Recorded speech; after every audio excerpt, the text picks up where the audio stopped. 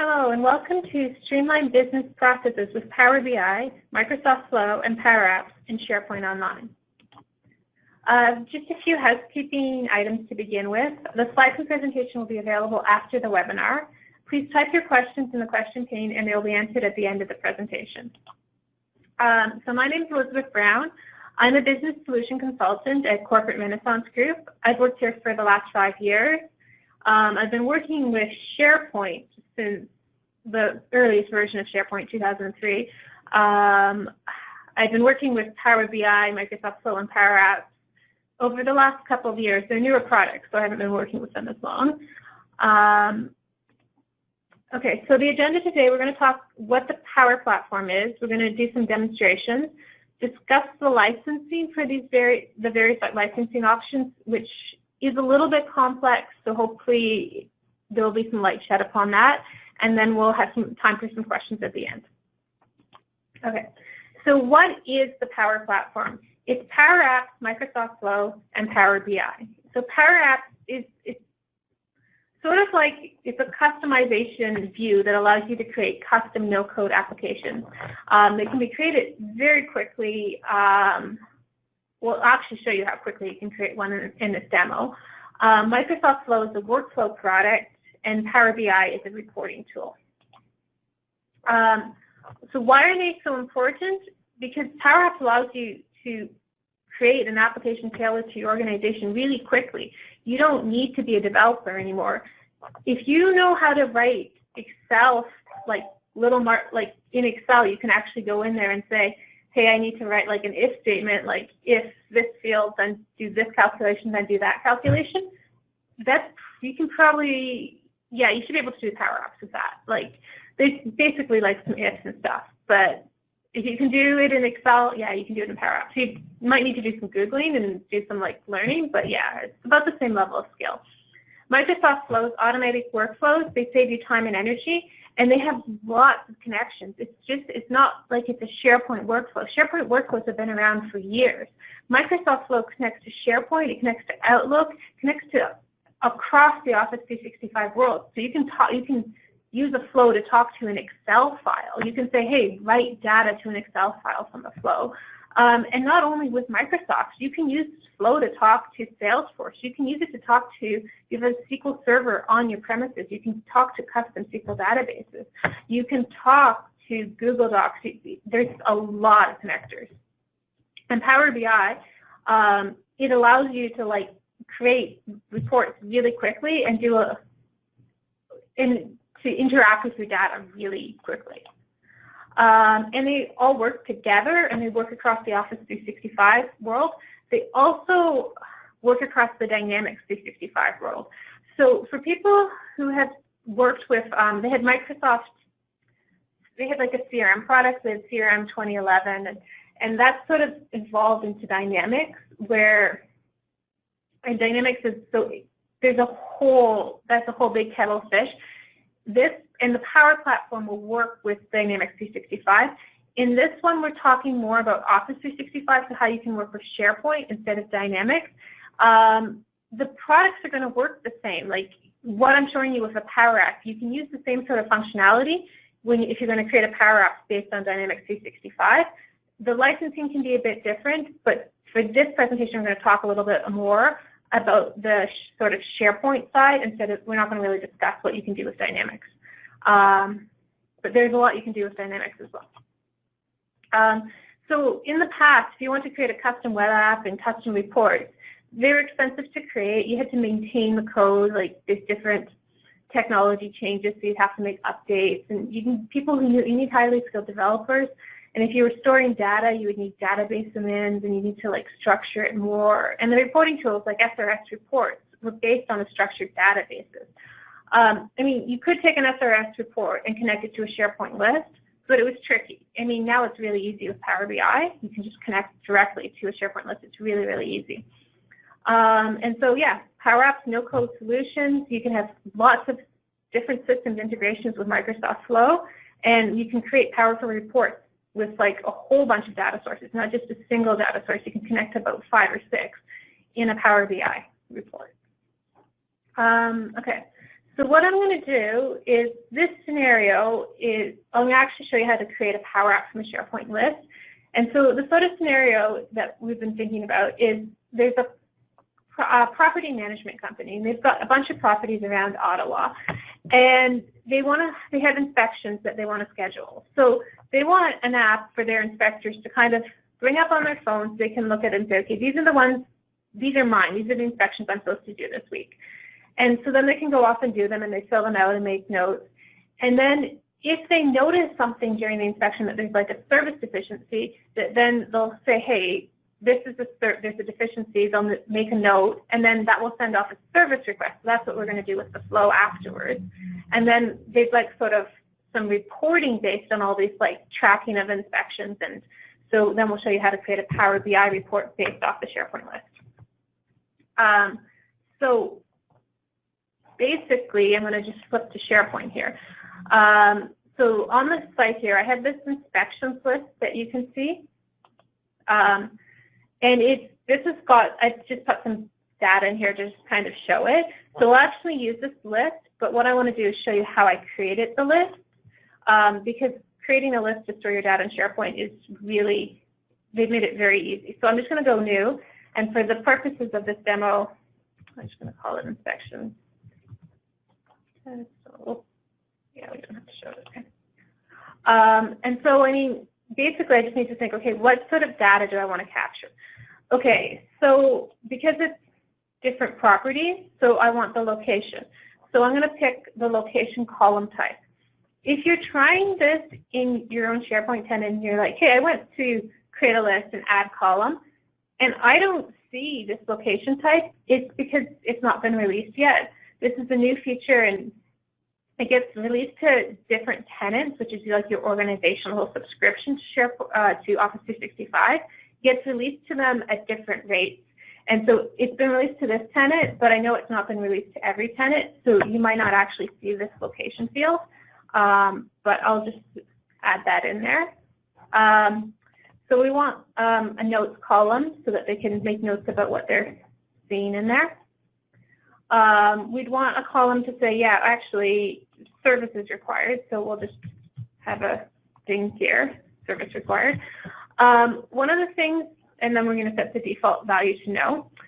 One of the things is if you have a column name where you might want to put a space between it, when you're creating it, it's easier if you don't put the space in there, because what will happen is when SharePoint creates the column behind, it will actually take that space and it will translate it into characters that are URL friendly, which is then basically _x0020_.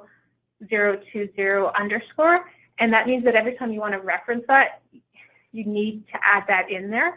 So if you don't put it in, you can change the name afterwards and it will still work. And it won't go change how the field name behind is created, but if you have it when you create it, it is there. So whenever I create columns in SharePoint, I just don't put a space in. You can add it in later, it's fine. So then we want a column for them to like, hey, say, okay, these are the deficiencies we found. So again, we want that to be multiple lines of text. Because we want to assign this to a person, so we're going to pick the person option for the column type and say assign to. And again, I just don't put a space in there. And then you see it has person or group, and you see it just go like that. So that's sort of like the information we want to capture. So I can go new. And then this is like the default view of how it looks, right? So I'm just going to call this test, and I'll put our location here so you can see how this location selector works. So basically, as I'm typing the address, it goes and finds it. And so then I can just select it there. And then it's got the whole address with the city and everything. And then the assign to, again, this account, I said the name is James Smith. So if I type that in, I'll find it. So yeah, so you see you've created the list really quickly. There's actually one other column we'll add in, which is going to be a yes, no again. We'll set the default value to no, and that's just service requested. So that whether or not it's been requested once it's been marked as required. So we'll just add that in as well. So that's how you can really quickly create a list that has all the sort of data that you want. And then what you can do in Power Apps is there's sort of start from data. So you go in there and you grab that option. And this is on the default Power Apps landing page. And then you do have to wait a moment while things load. They're not always instantaneous. But what this is going to do for me is when I create this, I'll select my data source and it will automatically create a 3-page app. So we'll have a view of all the items in the list, a display form, and an add edit form. So I'm going to pick, so it has the different data sources. So you can say, oh, my data's in Dynamics 365 and I want a phone layout. These types of what I'm creating here are called Canvas apps. You either have a phone layout or a tablet layout. There's only the 2 layouts you can choose. If it was in OneDrive, I could pick something from there, or Salesforce. You notice under Salesforce there's a little premium. Basically, that's just saying you need a premium license, so that the licensing cost is different if you want to connect to Salesforce. But I want to connect to SharePoint, so I'm just going to pick the form layout. And then what I just need to do is I'm going to go copy and paste this URL. Wrong page. And I just put that in there. I have a bunch of sites, and I'll click go. And then it's going to say, hey, which list do you want? I want the inspections list, because that's the one I have the most data in. And then you see it's just saying building your apps, getting things ready. And so you just have to wait, and then it's going to come up with this 3-screen app for you. And yeah, so then here you can see there's data there. And so over here, up on the top right, there's this little play button. If I hit play, that's going to allow me to preview the app. So I can say, okay, so I can search items. So I'll put, so you can see it actually will start searching through the list. I can change the sort order. So it's going to show me, hey, that's reverse order, that's the right order. If I click on this little arrow next to the item, it's going to open it up in display mode. So I can say, hey, here's the information about this sort of inspection that they want to have scheduled. I can click edit this item. It takes it into the edit form. This is a little bit messy, but we'll go in and clean things up. So this little check mark is to save any changes I might make, and then this X just cancels and takes it out. Then this little back arrow takes you back to the list, and this plus up here allows you to add a new item in as well. So let me just cancel out of the preview. So you see just within a few seconds, it didn't take that long, it took a couple of minutes for this app to be generated, and it already has quite a lot of functionality. So when we were talking about it, we want to show the current users' inspections, right, the ones assigned to them. So how we have this sort by columns. So what we're on is we're on the browse gallery so this is the part. So it's the container that's holding all the different items, right? And then it's got this items link, and so it's saying basically this inspections here, this is the data source for it. So it's saying, okay, go grab this data source. And then it's saying filter it, and so then it's saying, well, if the title starts with what's up here in this search box, then show that item. Otherwise don't show it if it's not. So that's all that's doing there. Is it's automatically filtering based on it. And then this little bit here where it's saying title, it's saying sort by filter. That's when it's sort by column. So it's saying sort on the title, and then it's got a sort descending 1, which is basically that's the up or down. So it's saying, so when you have these up down arrows, so it's either descending or ascending based on the title field. That's what that's going to do. So it's already built into there. That functionality is pretty good, so we don't need to change it. So all we're going to do is we're going to come in here and we're going to filter the inspections, right? And so I'm just going to put a closed bracket. So basically the formatting is we have filter, we have our data source, and now we're going to have the conditions that we want to do it. So it's going to be assigned to, and then we're going to do .email. So that's going to take within the SharePoint list. So the way the data is stored in the columns, right? So if you have a single line of text, it's just going to be text in there. If you've got a number, it's just going to store a number in that type of field. But when you've got something like a person field, what it does is it's storing an object. So it's storing a collection of values. So it's got a claim ID, it's got all sorts of information about the user account behind it, including the email. And so when we do assign to email, we're saying, okay, go to that row, get the email, and now we're going to compare it to the current user's email, which you can just do with user, and then you have open close brackets, and that's going to get the current user, and then you do .email. And based on this, we've now just, that's going to filter based on it, the current user. And you can see the list is actually, as I'm typing this, has updated, and now it's only showing items assigned to me logged in into this account. If you notice, there is a little triangle here, and that's just basically a warning. Because I've gone into each row and then sort of drilled down into the item to filter it, it's saying this is going to cause poor performance if you've got a list with a lot of items. Because this list that we're currently working with has 30 items, it's not going to cause any problems. It has less than 30. I don't think it even has 30. But if you have a list with over 5,000, it could be really slow. So in that case, you're going to have to look at how you might want to, you would have to change how you're filtering things so that you're not going to get into performance issues. But that's the only reason why that little warning mark is there. Okay, so we filtered this here. So right now what it's doing is it's showing us, this is showing us the title of the item. This is showing us the address, which, yeah, it's showing us the street address. That's good. The next line is showing us the postal code. I think it'd be better if it showed us the notes. So we're just going to, basically, it's saying this text is this item, which is the current item of this row, and that it's going to be assigned to the postal code. But let's change that to notes. And so then I can just select that there, and now it's just going to show the notes associated with that item. Okay, so that was the browse screen. Let's go into the details screen.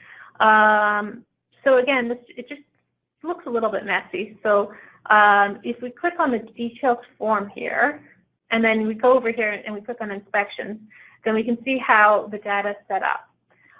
So there's sort of snap to columns 1. You can put more columns. In a phone layout, that's just going to be like really messy. I mean, you can see it's not going to look nice. So let's go back to putting it to 1.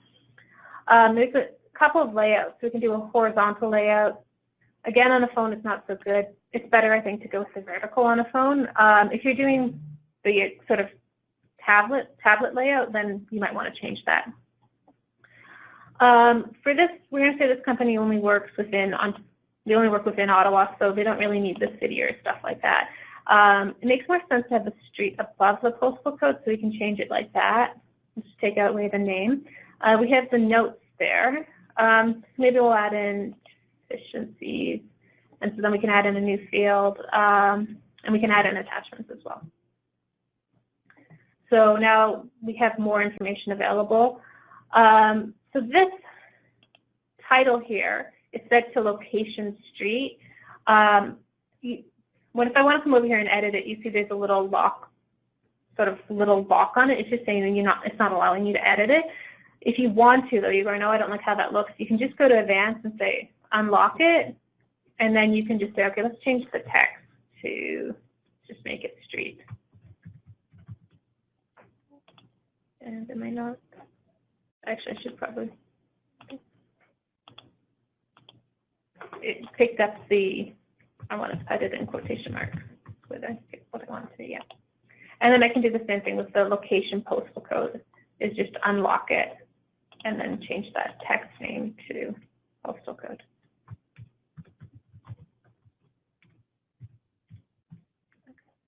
So now we've made the changes there. So that's in the view screen. So now we can go into the edit screen and say, okay, let's make some changes in here. The title is being set, so we don't actually need to change what the name of this is. So we'll unlock the property again, and then we'll go in over here and say, change the display mode to just view.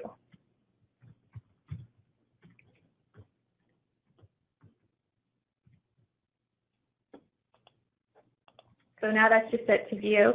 Again, we're going to want to select the whole edit form and go in and look at the data. We don't really need to have the state or the country. So let's just put the street on top. Change that like that. We'll take away that. What happens with the notes is, even though I made this a multi-line text field, it's actually showing up as a single line. So we'll just change that to multi-line. And then once we've done that, we can just make that field a little bit bigger, and now it's going to display better. We're going to want to add a few more things to this as well. So we can put in the service required field, the deficiencies, and then let's do attachments. Oh, they're there. Okay, perfect. So again, with the deficiencies, that comes in as a single line, so you want that to be multi-line. And then maybe we make it a little bit bigger there so you have more room space to type. The service required came in and there's like an on-off. What we can do is just change this and then go and change the text so that there's a space in there because it picked up the field name, so there's no space. And then the deficiencies, people don't need to enter that unless you say, hey, service is required, so then the deficiency is done. So what we want to do is, you see, if I pick this Option, I'm actually picking the text box, but I want the whole thing, so I want to pick what's called a data card over here. So to make this easier, let's go here. So this is the little on-off selector for the service required, and you see it's called data card value 19, which I'm having a really hard time remembering. So I'm going to just rename it and call it service required checkbox, because that's more obvious. So now if I go back to this deficiency card, and then basically I have to go into advanced and unlock the properties again. And then over here I can go and say, okay, visible, and then by default it's just always visible. But this is where I want to use like an if statement. And so I want to say if that service required checkbox and the value that's assigned to that, right? If that's set to true, then I want this to be visible. Otherwise, I don't want it to be visible. And so you can see, because as I'm typing that, the deficiency box is now gone. And if I go and run this and I set it to on, it shows up. So I mean, it's really easy to test too, because you can just kind of pick that little play and say, okay, yeah, this is working the way I want it to work. Okay. So what we're going to do now is we're going to go and save this. We have to give it, like, pick an icon to give it. So we're going to use green and give it a name. So we're going to call it inspections. And then we're just going to save that.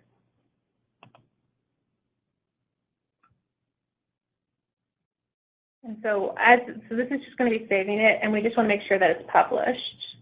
So we'll just check that, and I think it should be good. Okay. So now hopefully this next part works. What I'd like to do is Chromecast from my phone.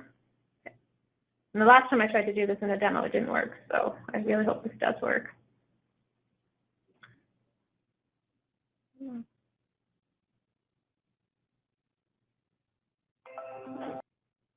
So sorry, I'm just waiting for this to come up. Okay. So when you go into the app, you see it tells you like, hey, swipe from the left edge to close app. So I'm just going to click got it. And then you can say, here's the sort of list that was created. And then I can click into the items, and then I can get them to come up. So I'll just take a different item here. Let's go to this one. And so I can go into the edit mode and I can make some changes. The really cool thing that I can do is I can go down here and say attach file. And so then when you click on that, it's saying take photo. So I'm going to just take a photo here. Unfortunately, this room doesn't have a lot of really wonderful things to take pictures of. So then that's showing me, hey, this is the photo you're taking. So I'm going to click that blue little check.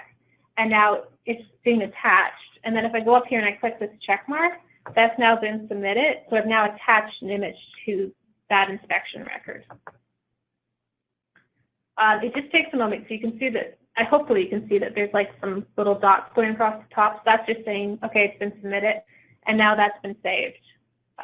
So we'll just stop casting. Try to stop casting, and we'll go back to the app.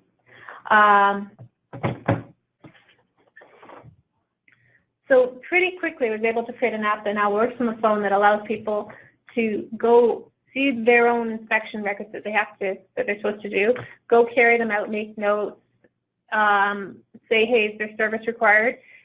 and take photographs and save the photographs and attach them to, and then you could actually other files as well. It doesn't just have to be photographs. You can attach other files to that record. So the next bit is, okay, so we've got this app, which is good. So we want to have it so that if they say, hey, service is required, we want them to come in and say, yeah, okay, service is required, so let's go send out a service request. So basically, right in the SharePoint list, there's this like flow option on the menu, and you just click on the select drop down and it says create a flow.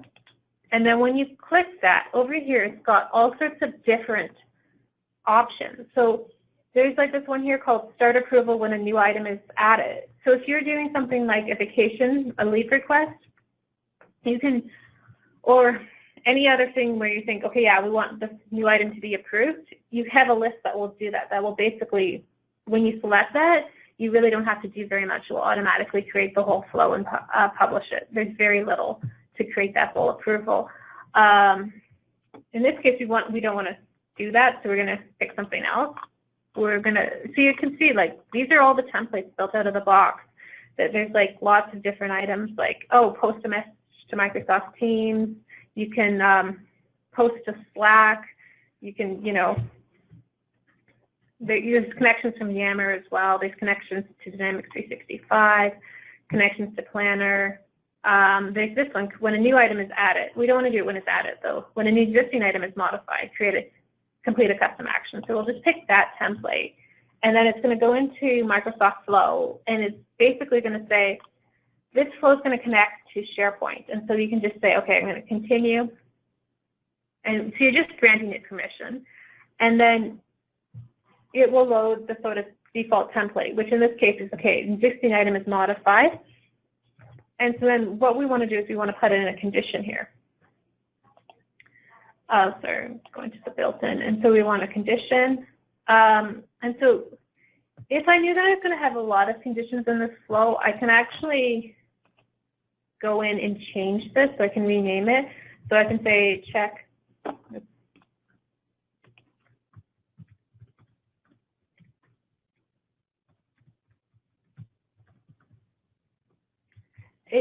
So yeah, you can just rename it. So I'm just saying, okay, check if service is required. You don't have to rename things. It's just if you have a really long flow, every time you put in a condition, it's going to be condition and then condition 1, condition 2, condition 3. And then if you're trying to refer back to it, because every time you want to, the way flow works, when you add an action, you'll see that you can have access to all the previous actions. But if they're called condition 1, condition 2, or send email 1, send email 2, it can be really confusing as to what they're doing. So you might want to rename things when you add them. If you add something and then you start referring to it in like steps that come later in the flow, what's going to happen is you can't go back and change the name. So it can be a good habit to get into. If you add something in, just change the name so it's more descriptive about what it's doing. So basically, you see where it has choose a value. And so then it's got when an existing item is modified, because there's only one little group here, because there's only one item before this in the flow. If I had a really long flow with lots of steps, there'd be a lot more groupings, because each of those items would have, or most of those items would have a little grouping associated with them. So basically, we'd want to say if service required, and so then you said is equal to, and so then it says choose a value, and you might think, okay, well, I can just type in true. And I tried this the first time I was building a flow, and it just, when I would try to run the flow, it would just error out. I'm like, well, why isn't that working? And I think it actually copy pastes some stuff too, and it's because it really wants you to, what it wants you to do is go over to the expression, and if you type in true over here, and I select it, and then I go, okay, you see how it comes in like that, like it's been resolved as a function, then this will work. But if you are trying to build a flow and you've gone and done some Googling and you're like, okay, this is sort of the formula I want, and you copying and pasting it in, and then you're trying to run it and it's giving an error, it's just because it's not resolved properly. So you might need to kind of break down the function a little bit. So we're saying, okay, so if an existing item is modified and the service required equals true, then we want to go send an email, right? So there's not something we want to do in the no case, but in the yes case, So when I click on choose an action, you see there's like lots of connectors here. I can actually expand that. There's a whole lot of connectors. So you can connect to Dropbox, you can connect to Dynamics 365, you can connect to Excel, you can connect to Google Calendar, go to Webinar, Jira, LinkedIn, Microsoft To Do, Teams, Microsoft Staff Hub. Actually, they're going to be retiring that, so don't build too much with that. Power Apps. You can see like there's a really long list of things you can connect to here. So there's quite a lot of different connectors. And you can always, like, if you don't want to scroll through that, you can just start typing and it will start searching and say, here's the different things. So actually, sorry, I want to type in Outlook because I want to send an email. So I'm just going to pick Outlook 365. And then you see you have all the different actions that you can do with that connector. So in this case, you can send emails, you can delete contacts, delete emails, export emails, look for, find meeting times, flag emails, get calendars, get contacts, get emails, get mail tips, get room lists, mark as read, move email, update contacts, set automatic replies. There's quite a lot of different options that you can do with this connector. So yeah, what we're going to want to do in this case is we're just going to want to pick that send email option.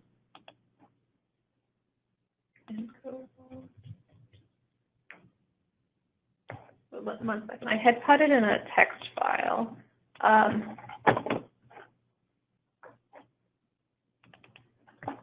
just put some formulas in here because I wanted to make sure I wasn't mistyping things. So let me just copy and paste that in there. So this is a group email, so it's like, okay, all the technicians have access to it. And so then we can start typing in. And then, so over here from the item, the initial SharePoint item, we have all sorts of different field values, right? So a lot of these, if you look at them, like it has modified, right? So like I said, the modified and created and assigned to, those are all users. So there's all a whole number of fields associated with it.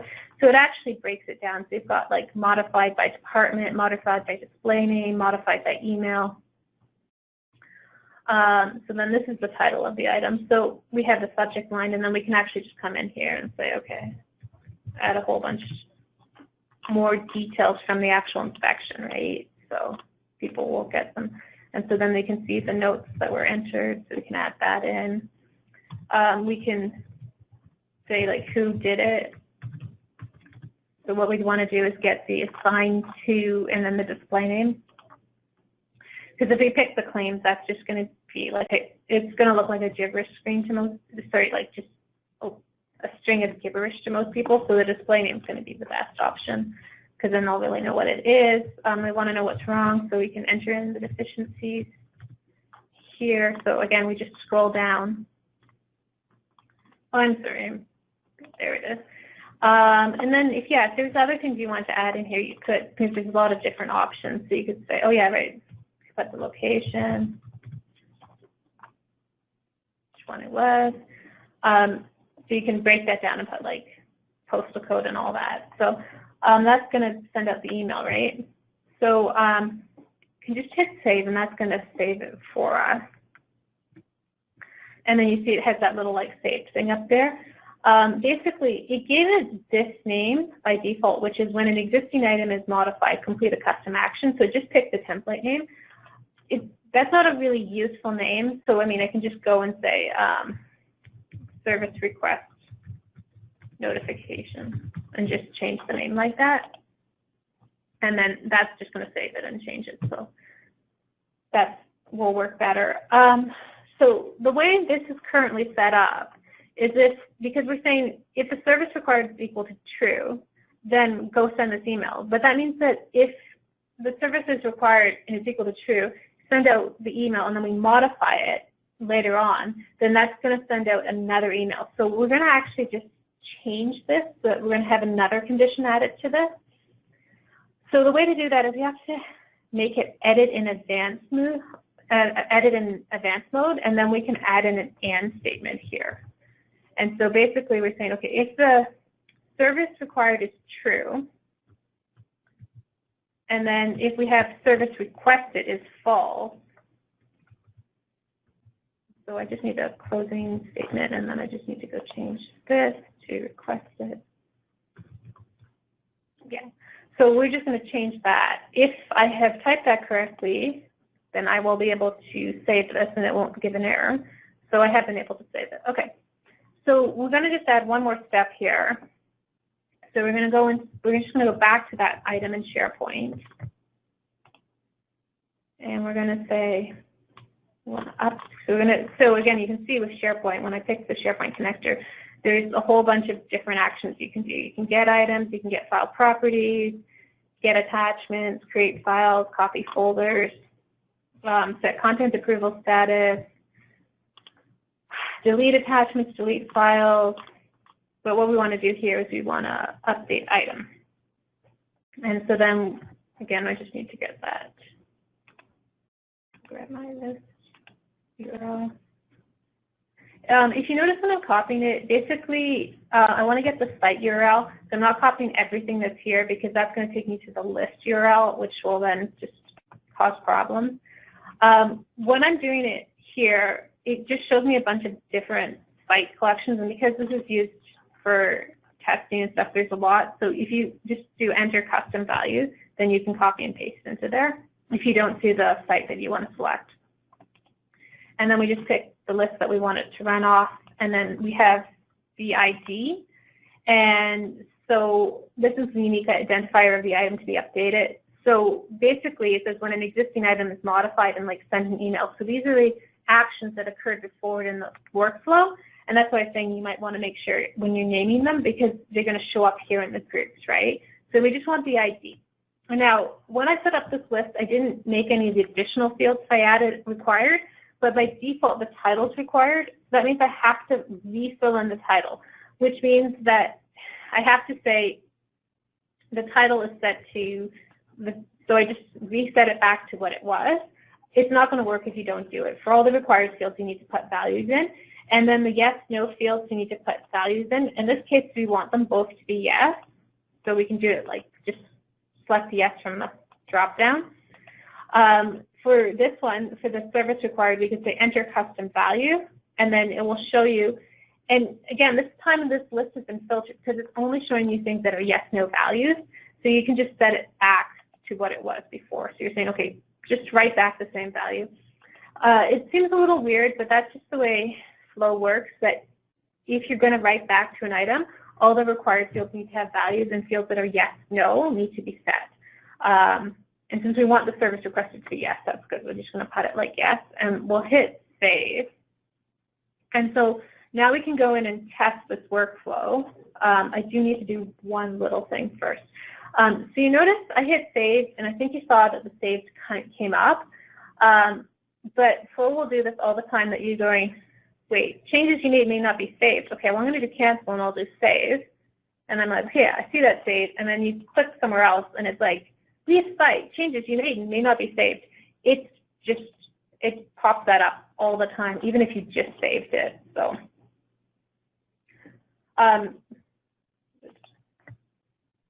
all I'm doing is turning off this workflow because I was doing some testing, and I just don't want to have it be sent twice and have everyone wondering what's going on. So just going to turn that one off. So we have this workflow created.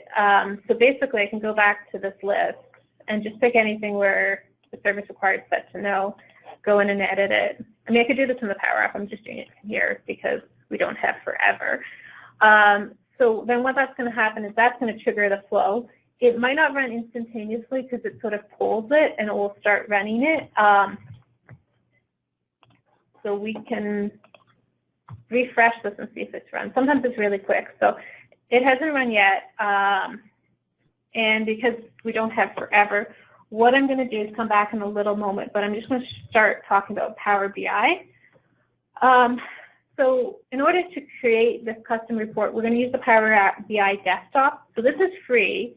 You can download it, and then you can create all sorts of different reports, do a lot of things with data.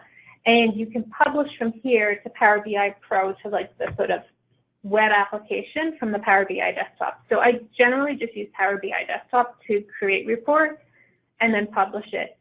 When you're publishing things, then you get talking about licensing, which we will discuss a little bit later on.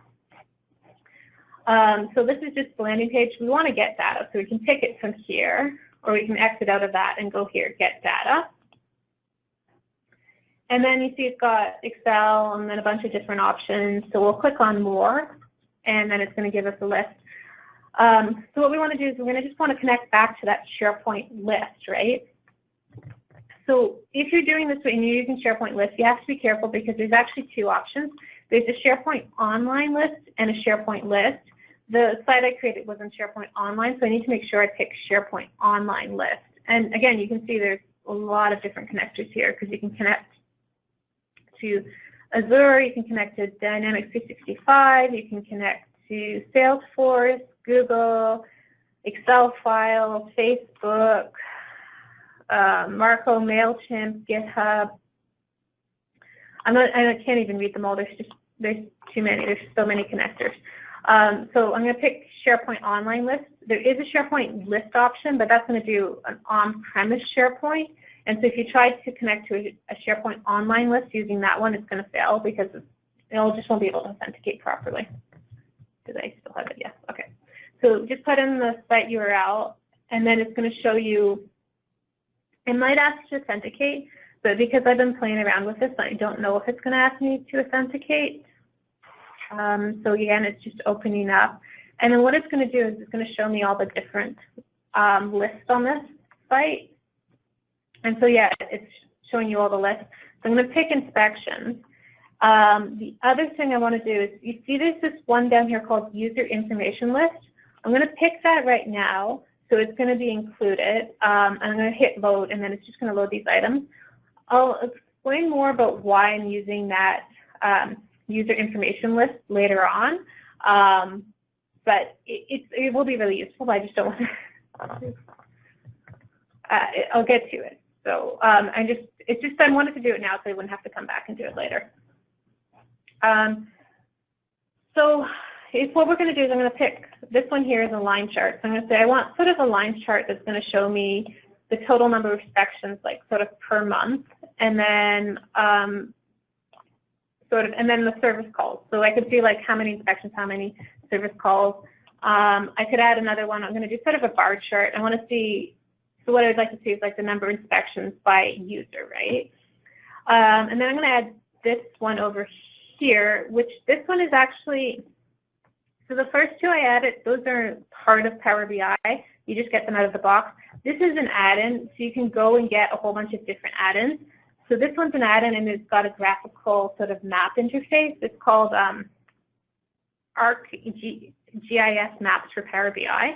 And so then we can use it to create a sort of overlay of the map of Ottawa with the different locations, because we can base that on the postal code.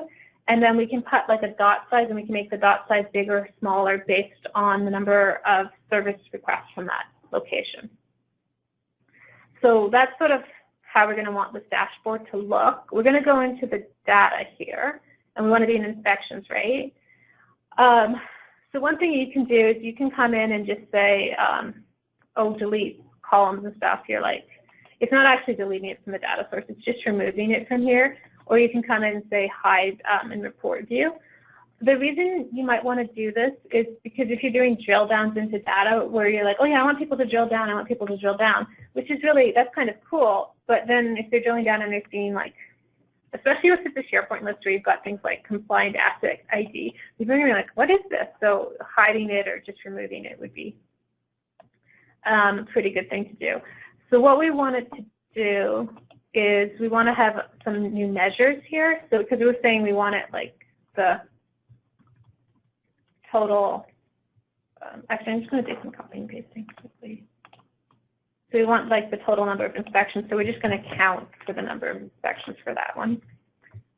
So it's just counting the number of inspections, and I'm just going to hit the little green arrow. Let's go. And then we want the number of service calls, where we're calculating by counting, but we're only counting where the service required is set to true. So let's just go click on that. We'll add another measure where we're just going to do an inspection date. I should actually change that to. Should really make that scheduled date. Is that okay?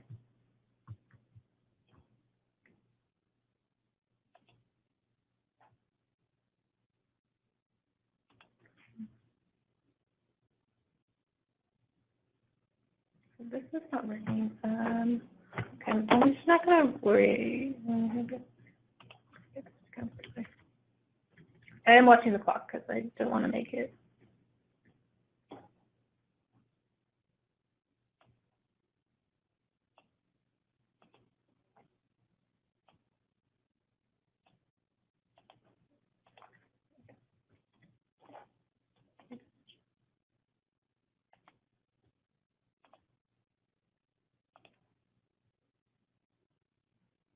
So I'm just going to skip over that for now because it wasn't working as well as I wanted it to. And we'll go back to the report panel. I am aware that I might be running out of time, so I'm trying to keep this fast enough, but not over fast. So basically, see, I added those two measures, so I can just drag and drop like that, and then it's creating the measures like that. And then I want to put the axis on there.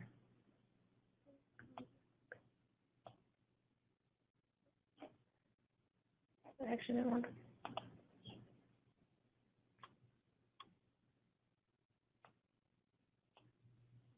Okay. So then you can see it's breaking them down by the time, but I don't want that. Okay. I'm going to leave that for now, and I'll come back in a second and show you what I did on my demo version, which I created in case I ran into issues. So again, we can do total inspections here. But we want to break this down by user, right? So if I go over here, I've got like assigned to ID, so I can put that there. And then it shows it like assigned by the ID, but it's an ID and that doesn't mean anything, like who's 6, who's 10, I don't know. So I could do assigned to string. And again, it's the same thing, it's 6, 10. Okay, well, that just doesn't mean anything. So that's why when I was bringing in the data, I pulled in that user table. So what I have to do is I have to go to this one, which is the relationships between the tables.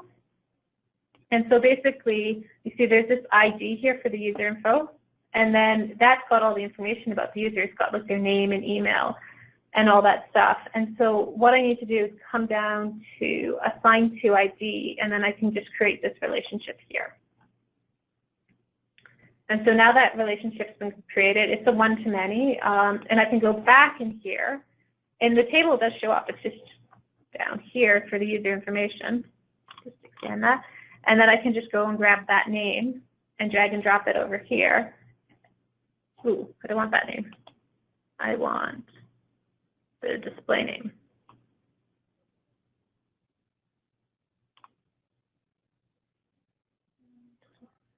Should I this name?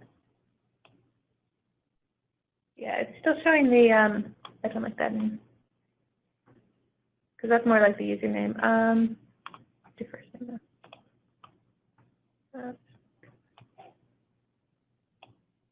Yeah, so I'll just do first name, and see now it's showing up with the names that I want. So that's showing it, that's better. Like that's kind of what you'd want to see in an actual report.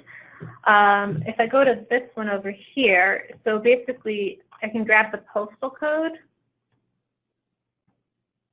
Oh, where's postal code? I am sorry, I am trying not to rush.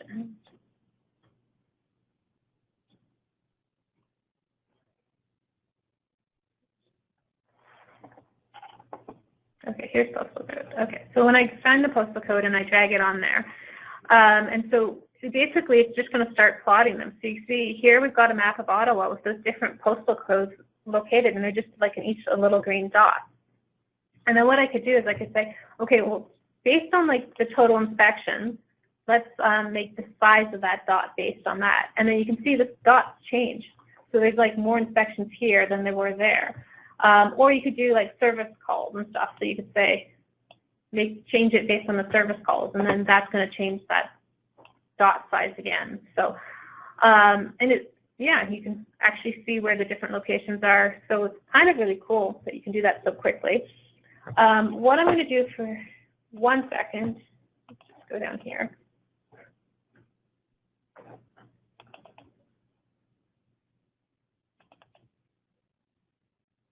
So I'm just opening up this webinar. I created this earlier just in case I ran into some issues in that date field I was getting problems with, and I don't want to play around with it when I'm in the middle of a demo, so I'm just going to leave it for now, but I'll show you how it looks like when the date was working. So that's just going to come up here.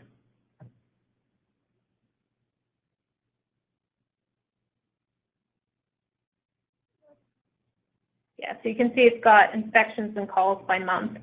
And so you can kind of say, oh, okay, so every inspection resulted in a service call, so something weird was going on in November. And there's that map, and then here's the usernames. It's the same data source, but if you're looking at it and you're wondering, hey, wait, it looks different, it's because I haven't refreshed it. So you'd have to refresh it. And this, because it's a Power BI desktop, it's only living in my desktop. So if I wanted to share it with people, I'd have to go publish it.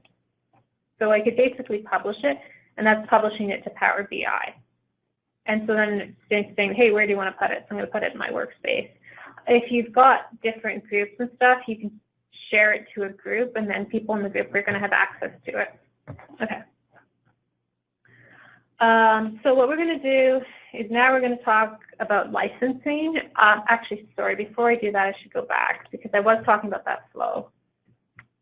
And I never did show you because I want to get onto Power BI. Yeah, so you can see here, it's saying, hey, here's the history, it succeeded.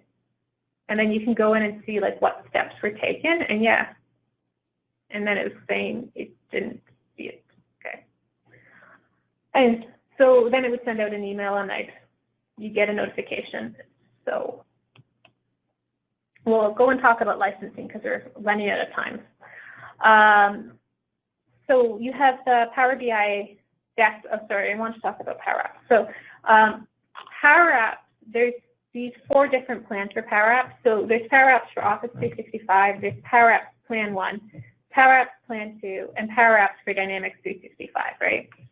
So Power Apps for Office 365, so basically they're saying if you've got these different plans, so if you're using the Business Essentials, Business Premium, Education A1, A2, A3, Enterprise E1, E3, E5, those are going to include Power Apps for Office 365. So the web app the Canvas app I created today, that you could totally create that with an Office 365 subscription. So you can extend the capabilities, right? And it does mean that every single person that you want to access that app has to be licensed for Power Apps for Office 365. They need to have, or Plan 1 or something. They need to have some sort of licensing for Power Apps. So, I mean, if you're trying to do something where you're like, oh, it'd be really good if we have 1,000 customers and we want to share this information with them, and then they could have it on their phone and they could just enter in the information, you'd have to license all 1,000 of them, so it's not a cost-effective way. In that case, I know I've been talking about how wonderful Power Apps is, and it is really cool, but it's cool within an organization because you want to make sure that people have the licensing, because if you're trying to share with 1,000 external users, they all need to be licensed, and it's going to get more costly that way. But it's great for with your own internal organization, because if everyone in your office has an E3 subscription, then they've got Power Apps. And the only thing they might have to do is just install the Power Apps on their phone. And, or if you're putting it within a web page, they might just have to say, yes, I accept Power Apps usage. You quite often have to agree to allow it to have access. So the Plan 1 has everything within Power Apps for Office 365. And so you can do the Canvas app, but you can also use the premium connector. So you remember how when we were creating the Power App, I said, hey, look, here's Salesforce. So if you're connecting to Salesforce, that's a premium connector, so that means you need Power App Plan 1. The thing to remember with all these plans is that they are mix and match. So if you had like 3 users who needed to have a premium connection to Salesforce, you could buy 3 Power Apps Plan 1 for those 3 users, just assign those licenses to those 3 people, and everyone else could just be on like your E3 license, and you wouldn't have, and that would be absolutely fine. Power Apps Plan 2 gives you those like functionality, and also gives you access to the Common Data Service. The Common Data Service is basically, like, they took CRM 2011, and you had all these sort of like accounts and contacts. You have this sort of table structure. It took that table structure, and that's a Common Data Service. So it's basically like a database model you have access to. And then you can go in and add like custom fields to these custom entities and add in new tables. And so that's what the Common Data Service is. And then you can create a whole bunch of model-driven apps. I only talked about canvas-driven apps. Model-driven apps are a bit different, and then you can build business processes into it. So it's really powerful. It just doesn't really work. That's more of a Dynamics. It's not really going to integrate as well with SharePoint. It works really, really well with Dynamics, though. And then again, if you have some Dynamics 365 applications, then you get Power Apps.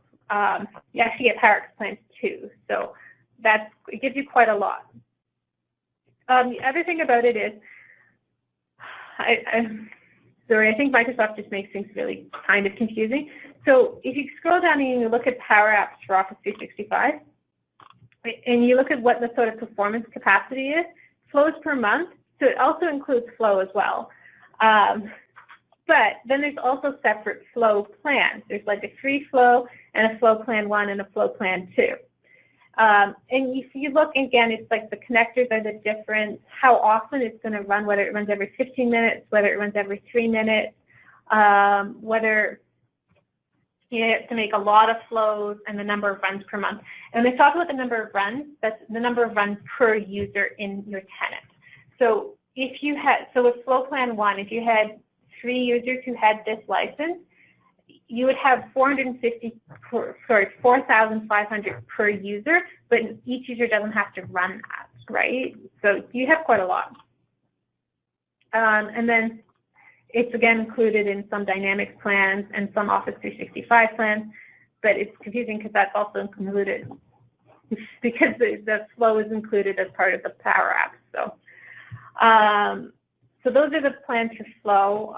Again, it's more about the connectors for this, whether you want a premium connector and how often the flow will trigger. So for Power BI, so there's a desktop app which I was showing you, right? And so like this desktop app, this is free. You can just use it. And then, yeah, and so when that's published, and if I go into Power BI, let's go to the Office 365 landing page.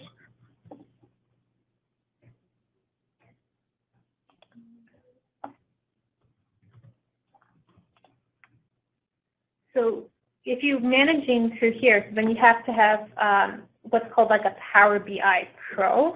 So I can come in here and I'm like, okay, my workspace, sorry. I have a lot going on here. So you can see how there's like, this is the report here that I created. And then that's just giving me the sort of add in here, right?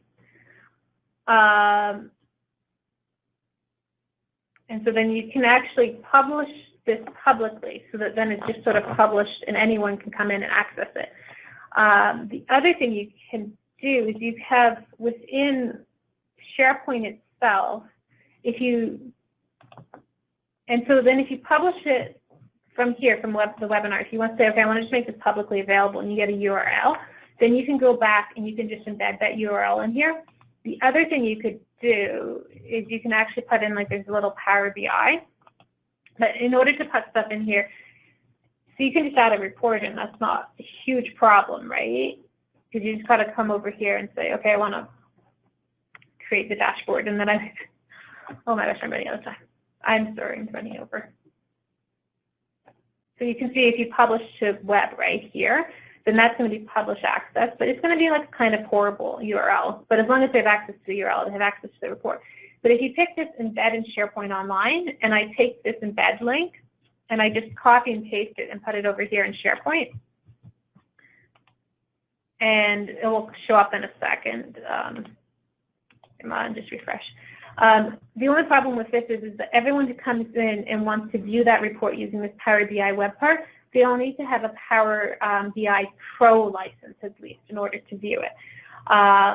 So because I have the license, I can come in and see it, and they have. So again, that's a cost. Let me come back here. So you can see, so the PowerBI Pro is $10 per user per month. It is part of the E5 plan. So if you have the E5 plan, and that does include PowerBI Pro, but the other Office 365 plans, it isn't included, so it would be an additional cost if you were trying to embed a report in the SharePoint page using the Embed in SharePoint link. And then the PowerBI Premium, so I mentioned like when we were talking about before about SRS reports. So those selected reports can actually now be part of Power BI, but only they're called paginated reports. But in order to get those running, you need to have Power BI Premium. I don't think you need to have, the way I was understanding it, which I hope I'm correct, is that you don't need to have Power BI Premium for everyone, but you do need to have some Power BI Premium, and then that is much, much more expensive. So those are some of the options, but the publishing to the web page, so I mean, if it's not super confidential data and you're okay with just publishing it publicly and then you can just embed it, then there isn't any licensing cost with that. Okay, so let's go back to our slideshow.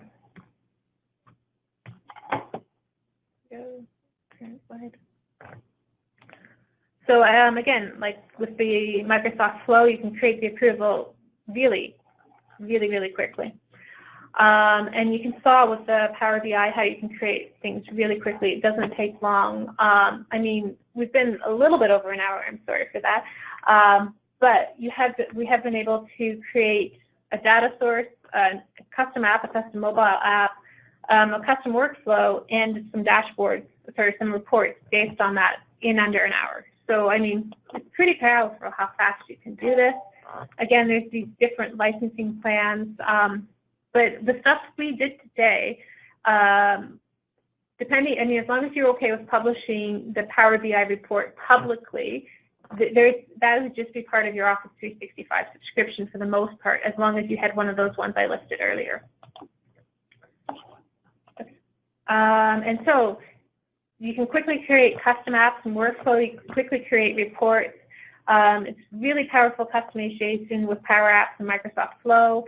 And it's part of most Office 365 subscriptions. You can do quite a lot with it, as you saw. And if you do have an E5 subscription, the Power BI Pro is part of that, which does give you more flexibility about what you're doing. Are there any questions? Oh, actually, sorry, there was a question about training. Microsoft has like lots of really good resources. I mean, I'd really just sort of go and say, it's like Microsoft Docs, for Power Apps, and there's like, yeah, Microsoft Power Apps documentation. And so if you're like, oh wait, how do I do this formula? How do I do this? Like, there's a lot, and there's stuff about like learning it where they walk you through like some step-to-step guidance, and it's all free. So I mean, there's a lot of really great resources on this. And there's similar stuff for Flow. It's all like docs.microsoft.com, and there's just a lot of documentation. All right, thanks so much, and I hope everyone has found this useful and informative. Thanks.